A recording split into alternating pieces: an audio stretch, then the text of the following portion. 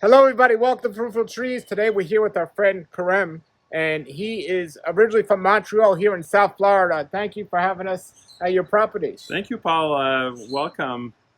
All right, great. So we're going to look around his house here, and we're going to get his backstory and find out everything about now. How long have you lived at this house? 35 years. 35 years. Now, it looks like it's an HOA, is it? It is. We're the original owners. So are you grandfathered in with these fruit trees? Do they allow other people to have fruit trees here? They don't have any issues with fruit trees here. We're in the Shenandoah neighborhood in Davie. Now, when you originally moved here, were you into fruit trees or no? I was recently married at the time. My wife was from the Caribbean. She knew about fruit trees. I knew more about the apples and the oranges, like most of us. And being from Montreal, I did grow, a garden when I was a kid, but we wanted to get into fruit trees. We bought this house, slightly oversized lot, just under 10,000 square feet, and we had laid out a plan, and we decided, okay, this is what we want to plant here, here, and there. Okay, great. So I want to hear a lot about, as we go around, how your plan has changed over the years and what you've planted and so on. Now, do you have a sprinkler system, or is each tree on a bubbler? I don't have a sprinkler system. I just hand water. Oh, you hand water everything? Although most plants are established, so they don't really need watering, but we have a lot of potted plants aside from the planted fruit trees, so the hand watering is necessary. And do you spray the trees? I don't spray. You don't spray with anything?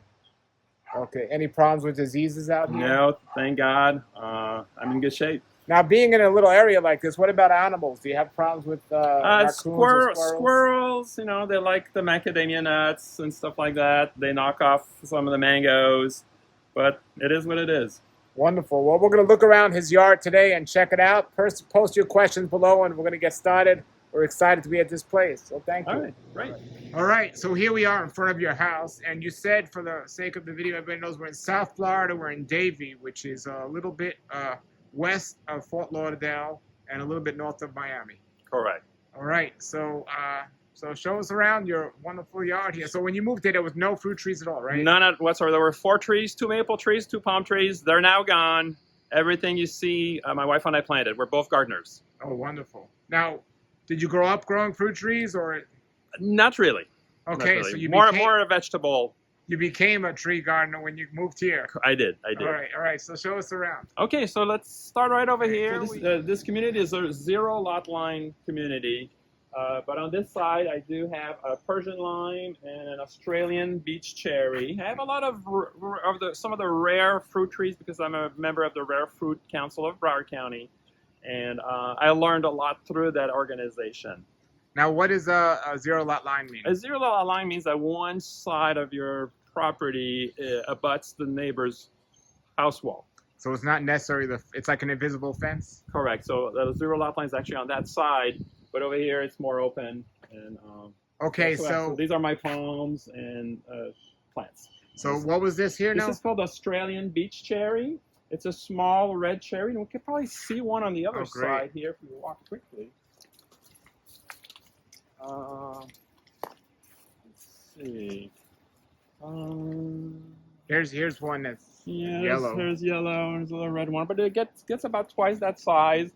It's a mild tasting fruit, but it's a pretty little bush. So. Now, how do your neighbors feel about all the stuff you're growing? Oh, they have no issues. They attract butterflies and birds, and no issues whatsoever. Well, I'm just going to show everybody the contrast.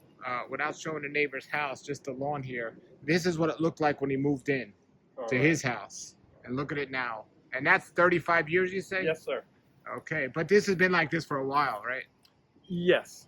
Okay. And in fact, there's pineapples and flowering plants. So we have a mixture of fruit trees. Look at that little pineapple. Very cool. Yeah, flowering plants, native plants, and palms. But I do have a little over 85 fruiting plants. Wonderful. Okay.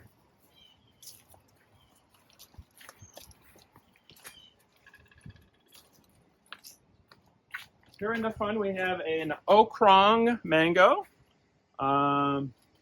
It is a fibrous mango, but it's one of the sweetest mangoes there is.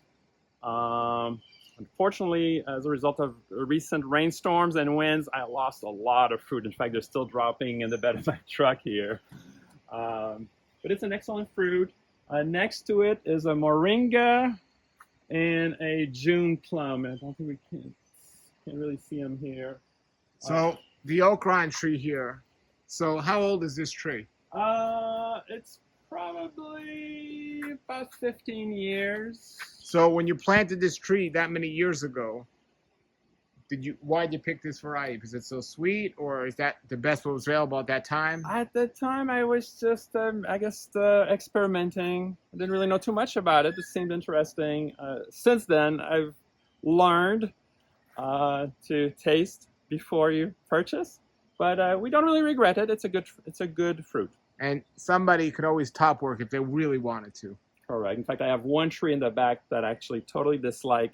I will have to cut it way down and top work it. Okay, so now on this tree here, it's not too tall. It's a nice size and it's skinny. How often do you prune this tree? I have pruned it probably every couple of years just to keep it within reach. But you will see in the back that a lot of my trees are very tall. They have not been pruned. And because I have so many fruit trees, they seek the light, so they're going vertical. They don't have a lot of elbow room. Now I see here in the bed of your truck you have some mulch, right? Correct. So you'll see in the backyard that I don't have really a blade of grass. Everything is mulched. It's beneficial to the plants. The mulch decomposes into topsoil over time, and it also beautifies the pathways and keeps everything clean. Against your neighbor's house behind you, there's a tree. Is that their tree or? No. So everything along that's the zero lot line. So everything you'll see there are mine. There's a sugar apple. There's a yellow jabaricaba. There is a mamey there. That's a viejo mamey. That's kind of leggy. Yeah. And then I have 3 lychees. This is a Brewster, the tallest tree there, and actually it has not been attacked by the mites. Wow. But some of my others have been. So I'm wondering if it's less susceptible to them. Well, now this is big time high intensity gardening here. Very close to your planting, and you've been doing this for 35 years. I have your trees. They fruit well this close together. They do fruit, but some have had issues with the lack of light.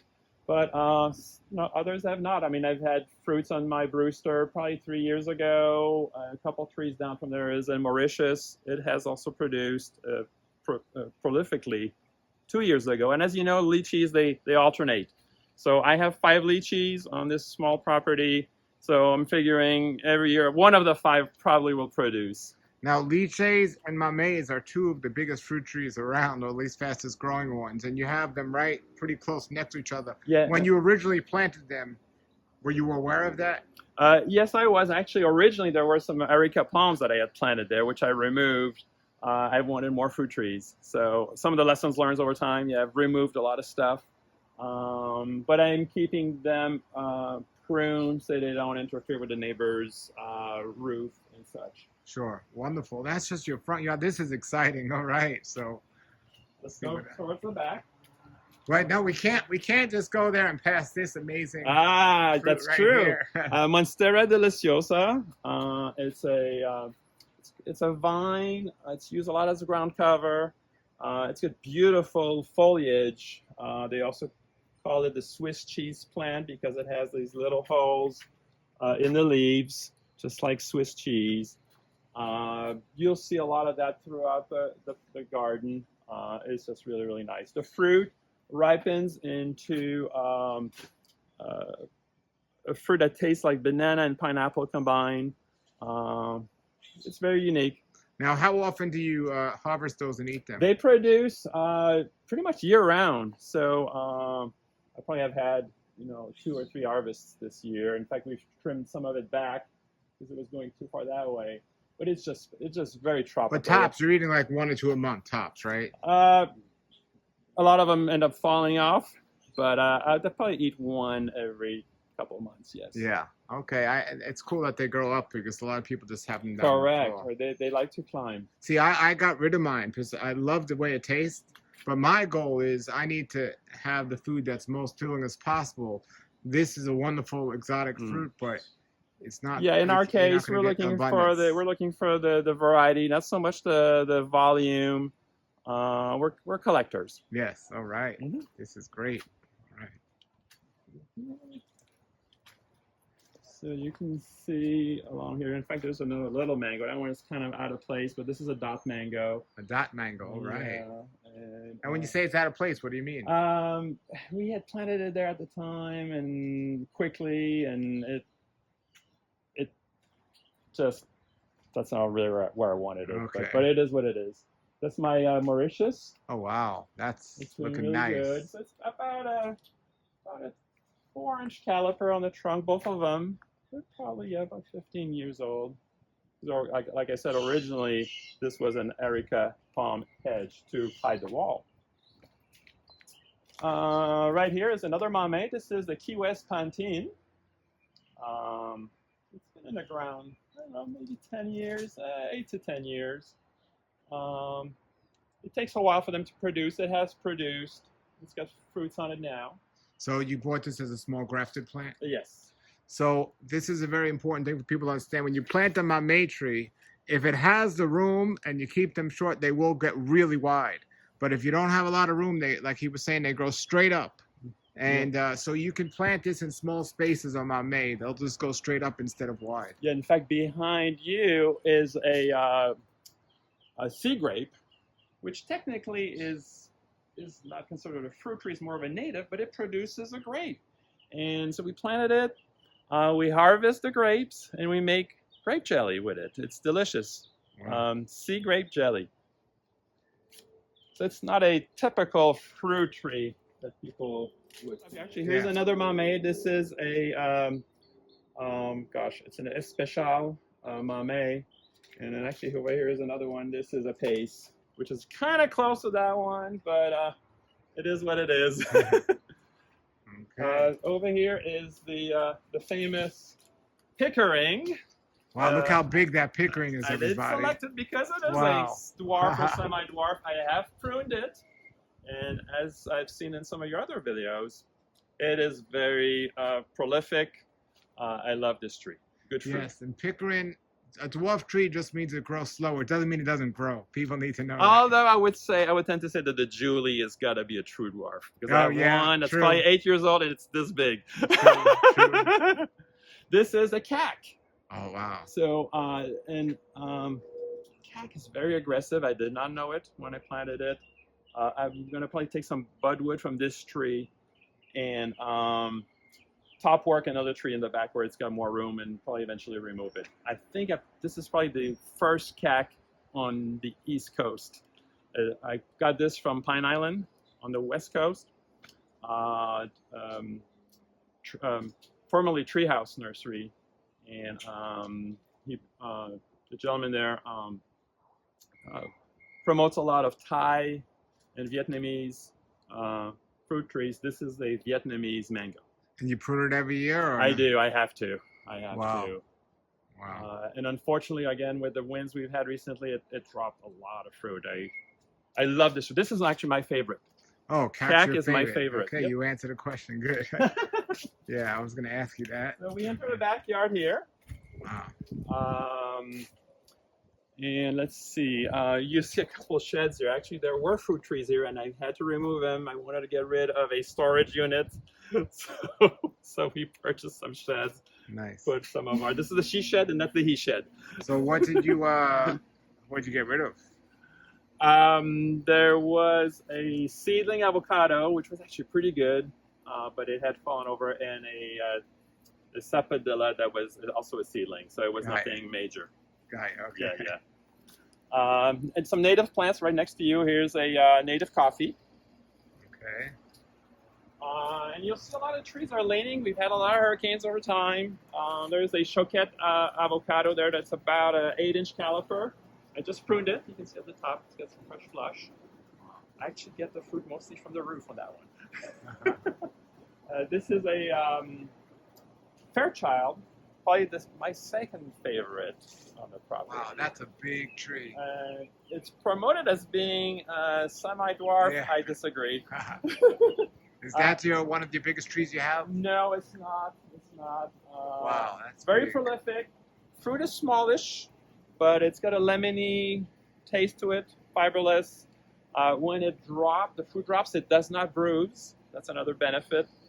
I love my Fairchild. So your number 1 mango is CAC, and your number 2 is Fairchild. Great. All right. Yep. Let's go this way. So this is kind of my little potting area. Grow some seedling plants there. Got some sugar apples, some allspice, over some papayas and mulberries. When you grow potted plants, you gotta have sun, right? So this is kind of my sunniest area in this corner. This is a Ross sapote. It's actually fruiting. Oh, wow. For the first time. Nice. It happens to be close to the shed, but the shed I got placed there because I needed the room, but it'll be fine. It's been in the ground for a few years. And there's another oak prong.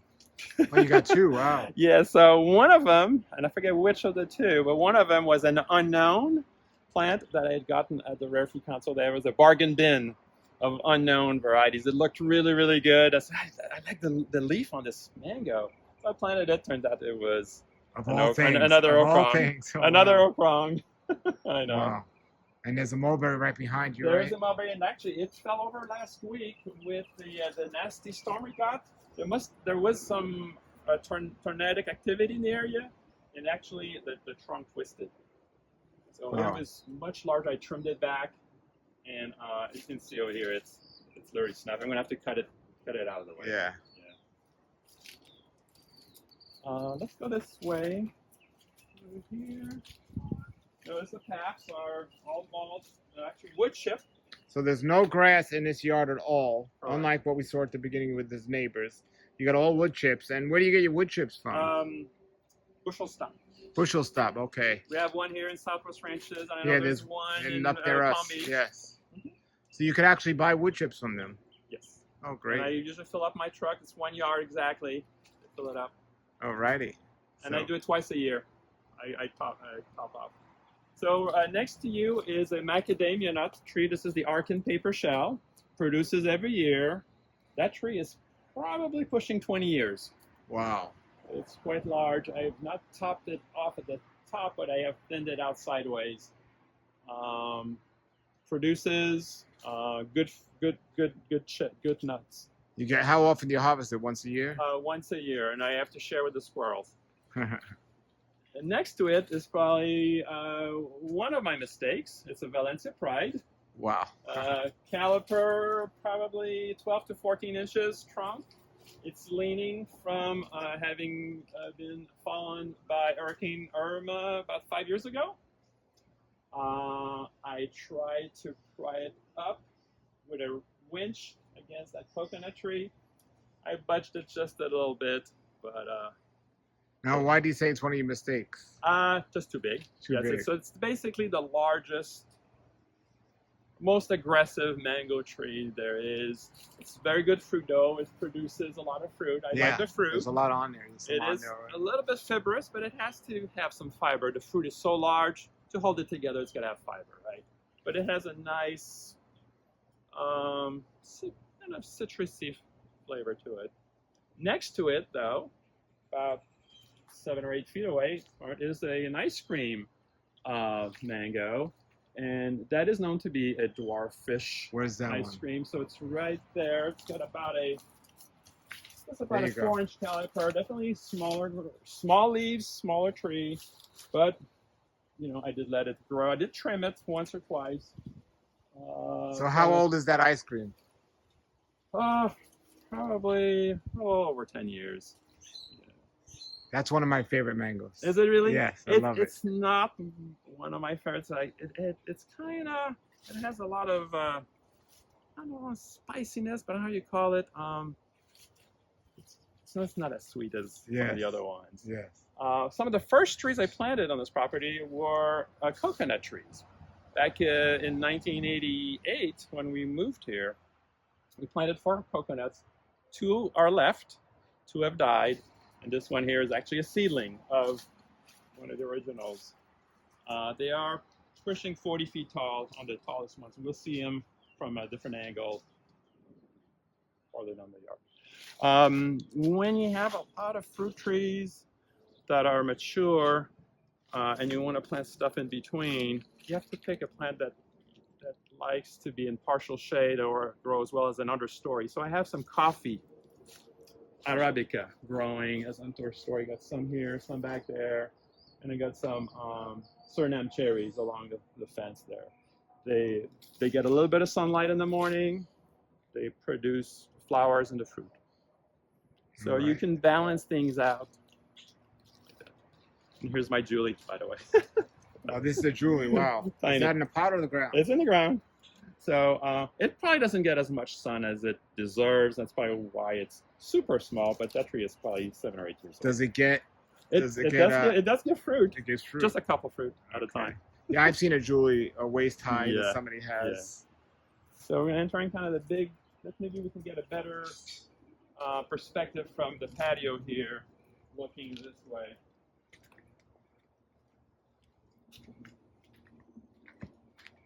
Turn around and look at the rest of the backyard from this perspective. You can see the tall coconut trees up there. Wow, wow. So those are. You don't harvest them that high, I do not. But the baby, I do. The baby is half the size. Now I see 3 coconuts. Yeah, there's 2 there, and then this is the baby. Okay, I thought you said you had 4 and you got rid of 2. 2 of them died. Yeah, one from her. So 4 take away 2 is 2. Right, but the third one is the baby. Oh, got you. So. Okay. And over here is a Florida slash pine, which I planted because it reminded me of the pine trees from up north, being from Canada. And I have allowed some pitayas to grow up it. But at the time, I didn't realize that pitayas only produce fruit when they droop back down. So right now they're reaching the sky, the top of the tree, and they're starting to come back down. Those are the dragon fruit, everybody. Right. They're up there. I have 3 varieties growing on there. I didn't know that they would grow on the pine tree as well. Yeah, anything that they can grab onto, Between those 2 tall coconuts, the next tallest plant, that's an ylang ylang. Wow. That's a fragrant tree. That's fragrant. And actually, it's got those. You can see, everybody may not see it with the camera. It has some yellow flowers that look like little yellow orchids. Yeah. And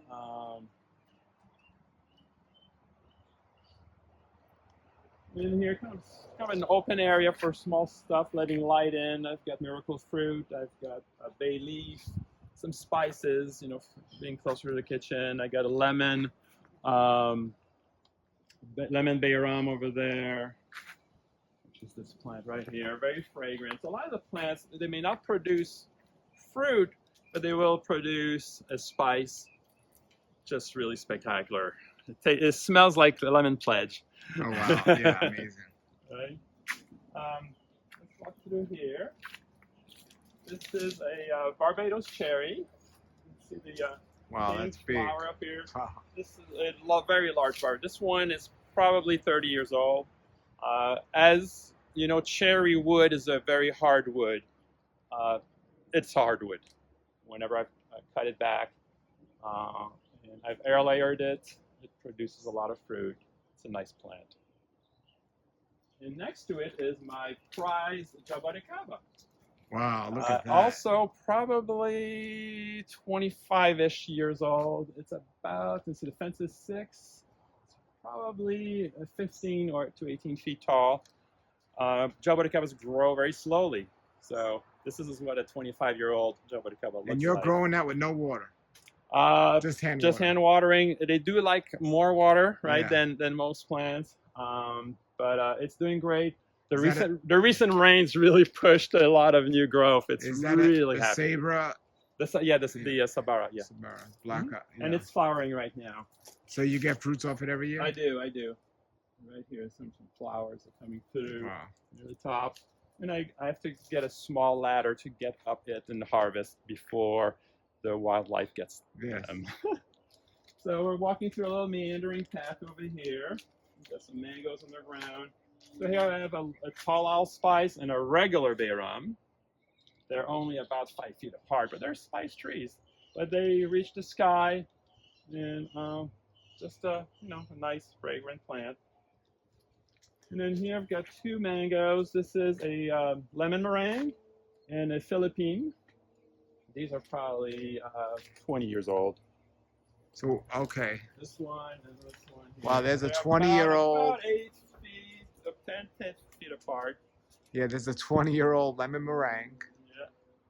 And there's right next to it the Philippine. So about 10 feet apart. So that's what you're looking at in 20 years. So in between, I had a little space for something smallish. I planted a pitamba, which is a little tropical apricot. It has flowered, but it has not given me any fruit. So I decided to plant a second one near it, just in case it needed some cross-pollination. Yeah. What's that one back there? That's a neem, actually. Okay. And we harvest the leaves and spread them around as an insecticide. Nice. And here's black pepper, actually. Black pepper vine climbing up the lemon meringue. It produces peppercorns. Seeing at this time, it's happy. It's in a pot, growing up a trellis and then going up the tree. There's a carambola next to it. I think that's a carry. Carry I just trimmed it back. It's almost there. And there's a towering palm right next to it. Now that's the tallest tree, right? Yeah, it's competing, I guess, with the coconuts. And what's growing on it? What's growing up it's it? just a vine, a random vine, and it's actually pretty, but it doesn't really have any that fruit. is huge. Wow. Yeah, yeah. And I planted that. It was actually a transplant from my mother-in-law's house. It was maybe 8 or 10 feet tall. We brought it in a pickup truck, planted it, and there it is. Wow. Cuban royal palm. Wow. This is a Gefner Atamoya. Okay. It's leaning a little bit. Again, the hurricanes. Produces every year. It's one of the Atamoyas you don't need to pollinate. It is self-pollinating. And excellent fruit. Lemony flesh. Firmer flesh than a sugar apple. So it's an Annona as the sugar. This area here is kind of my Annona area. I've got some sugar apples back there. I've got soursops, the standard soursop here, and I got a Miami soursop there. And so I'm kind of keeping all the Annonas together. Okay. Any custard apple? I don't have custard apple. Okay. I have red and green sugar apples. Actually, this is a sugar apple right there. This towering one. That one is also about 20 years old. I just pruned it. Behind it, you can see some mangoes. That's a carry. And That's a big carry. you could walk through here. It looks like it fell down or was falling. Okay? Yeah, yeah. So you can see it's leaning quite a bit. I had nothing in that direction that I could use to pull it up. So it's literally under 45 degrees. About 8 inches in caliper. Big tree. Anybody tells you carry is a dwarf, it's not a dwarf. Yeah. My brother-in-law in East Fort Lauderdale has one that's from the 1960s, and the trunk is this big. Wow. Wow. Big tree. Here's an achacha. Very slow grower. Garcinia humilis. Some sugar apples. Sugar apples are smallish, right? So here's one, here's one, here's one. And actually next to you is an imbi. Oh, wow. I always forget about it. So unfortunately, imbi, and I didn't know this, is a dioecious plant. It needs a male and a female, so it has never fruited. But it's pretty. And actually behind you is, it's got some flowers too. What's it called again? Name escapes me. Come back to me later. Produces a yellow fruit that's sourish. It's from Brazil. Oh well. Now I see you got some stuff in pots over there. Yeah, just some random stuff. Nothing exciting over there. Just some stuff to collect. Okay. Back through here. Got my composting area here. We've got a couple composters. We got the ones that you spin and the ones that you just put the leaves in. Here we have a large glen. Wow. This one is probably That's a big tree. 15 inches across. How old is that tree? Probably 25 to 30. It's probably one of the earlier ones. Leaning quite a bit. It got cut down to about 8 feet after the hurricane, and it's grown back. And the one you're leaning against is a Monroe avocado. Oh, wow. Yeah. So they're sharing space. Now, this glen here behind you, how do you Yes. like the glen? I love the glen. So whenever I talk to people about mangoes, I tell them the glen is kind of like the middle. It's a good basis for taste, right? It's anything below it would be, maybe poor tasting. Anything above it maybe superior. It's a good classic, buttery, no fiber, not too strong in flavor. For somebody that just wants to, that's maybe a little bit, hesitant about trying mangoes, the glen is a good one. Now, the tree outside your yard here, is that a mango as well? It is. It was a seedling from my mother-in-law, and I planted it before we had this fence. Okay. It's just a seedling. I leave it for the passersby. How does it taste? So, okay. Yeah. Less than a glen. Okay. Yes, glen is actually an excellent fruit. That's probably my third best on the property. Okay. It's really good. Very productive. Here's a tamarind. Okay. Let's go back this way and almost circle back to the beginning. This is kind of an open area where we have a little fire pit. We do use it to burn excess material. We don't have time to put it out for the bulk, but it's fun during the winter months, the short winter that we have here in South Florida, to do a little open fire.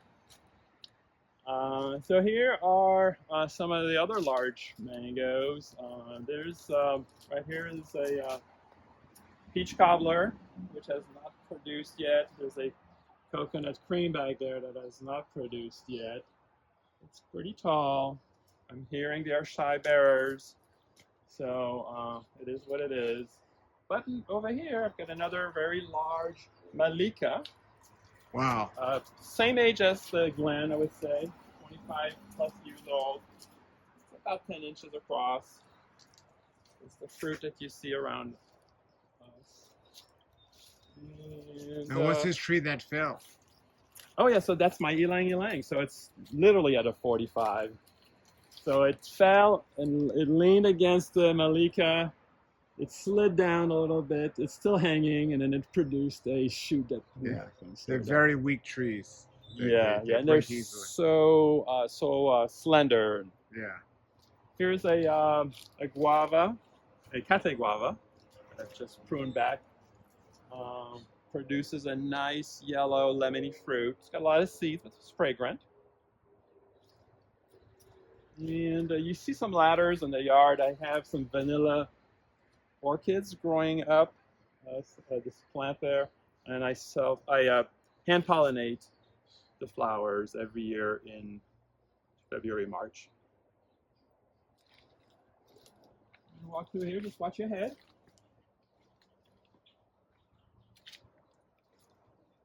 And that is the mango that I want to top work. It is a Wow, it's big. yeah, and it has a lot of fruits on it. It is a gosh, the name escapes me now.